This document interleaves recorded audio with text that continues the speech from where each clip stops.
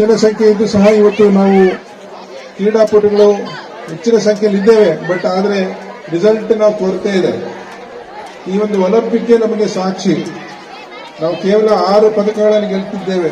ಒಂದು ಬಹುಶಃ ಕೃಷ್ಣಮೂರ್ತಿ ಸರ್ ಎಲ್ಲ ಹೇಳ್ತಾರೆ ಸವಿಸ್ತಾರವಾಗಿ ಏನು ಅನ್ನುವಂಥದ್ದು. ಈಗಾಗಲೇ ಅದು ಇವತ್ತು ಇಡೀ ಒಂದು ಭಾರತ ಸರ್ಕಾರ, ರಾಜ್ಯ ಸರ್ಕಾರಗಳು ಇದಕ್ಕೆ ಇನ್ನೂ ಹೆಚ್ಚು ಗಮನ ವಹಿಸಬೇಕಂತ ಹೇಳಿ ನಾನು ಈ ಒಂದು ಸಂದರ್ಭದಲ್ಲಿ ಆಗ್ರಹಿಸ್ತೇನೆ. ಯಾಕೆಂದ್ರೆ ಇನ್ನೂ ಹೆಚ್ಚು ಉತ್ತೇಜನ ಕೊಡ್ತಕ್ಕಂಥದ್ದಾಗಬೇಕು. ಅದೇ ರೀತಿ ಇವತ್ತೇನು ದೈಹಿಕ ಶಿಕ್ಷಕರಿದ್ದಾರೆ ಇಲ್ಲಿ, ಬಹುಶಃ ನಮ್ಮಲ್ಲೂ ಸಹ ಇಲ್ಲಿ ಟ್ಯಾಲೆಂಟ್ ಇದೆ. ಬಟ್ ಆ ಟ್ಯಾಲೆಂಟ್ ಅನ್ನ ಗುರುತಿಸಿ ಹೊರತರ್ತಕ್ಕಂಥ ಕೆಲಸ ನಿಮ್ಮದು ಜವಾಬ್ದಾರಿ ಇದೆ ಅಂತ ಹೇಳಿ ನಾನು ಭಾವಿಸ್ತೇನೆ.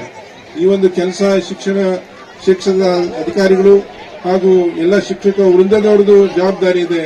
ಯಾಕಂದ್ರೆ ಅವರನ್ನು ಒಂದು ಡಿಸಿಪ್ಲಿನ್ಡ್ ಆಗಿ ಇವತ್ತು ಅವರ ಟ್ಯಾಲೆಂಟ್ ನ ಹೊರತರಲಿಕ್ಕೆ ನಿಮ್ಮ ಒಂದು ಪರಿಶ್ರಮನೂ ಇದೆ ಅಂತ ಹೇಳಿ ಭಾವಿಸ್ತಾ, ಇವತ್ತೇನು ಈ ಒಂದು ಕಾರ್ಯಕ್ರಮನ ಇಷ್ಟು ಅಚ್ಚುಕಟ್ಟಾಗಿ ಮೂಡಿ ಬಂದಿದೆ, ಅದರಲ್ಲೂ ಸಹ ಈ ವಾಸವಿ ಶಾಲೆಯ ಒಂದು ಬ್ಯಾಂಡ್ ಸೆಟ್ ಏನು ಇವತ್ತು ಅವರು ರಾಜ್ಯ ಮಟ್ಟಕ್ಕೆ ಆಯ್ಕೆ ಆಗುವಂತ ಎಲ್ಲ ಒಂದು ಲಕ್ಷಣಗಳಿದೆ. ಮುಂದೇನೂ ಸಹ ಅವರು ಇದೇ ರೀತಿ ಪರ್ಫಾರ್ಮ್ ಮಾಡಿ ಒಂದು ಶುಭವನ್ನ ಹಾರೈಸ್ತೇನೆ ಅವರಿಗೆ.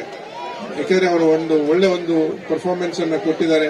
I really wish you all the best ಅಂತ ಹೇಳ್ತಾ, ಅದೇ ರೀತಿ ಎಲ್ಲ ಮಕ್ಕಳಿಗೂ ನಾನು ಈ ಒಂದು ಸಂದರ್ಭದಲ್ಲಿ ನಿಮ್ಮ ಒಂದು ಈ ಒಂದು ಕಾರ್ಯಕ್ರಮದಲ್ಲಿ ಭಾಗವಹಿಸಲಿಕ್ಕೆ ಅವಕಾಶ ಮಾಡಿಕೊಟ್ಟಿದ್ದಕ್ಕೆ ತಮ್ಮೆಲ್ಲರಿಗೂ ವಂದಿಸಿ, ನಿಮ್ಮೆಲ್ಲರಿಗೂ wish you all the best ಅಂತ ಹೇಳಿ ಮತ್ತೊಮ್ಮೆ ವಂದಿಸಿ ನನ್ನ ಮಾತನ್ನು ಮುಗಿಸ್ತೇನೆ.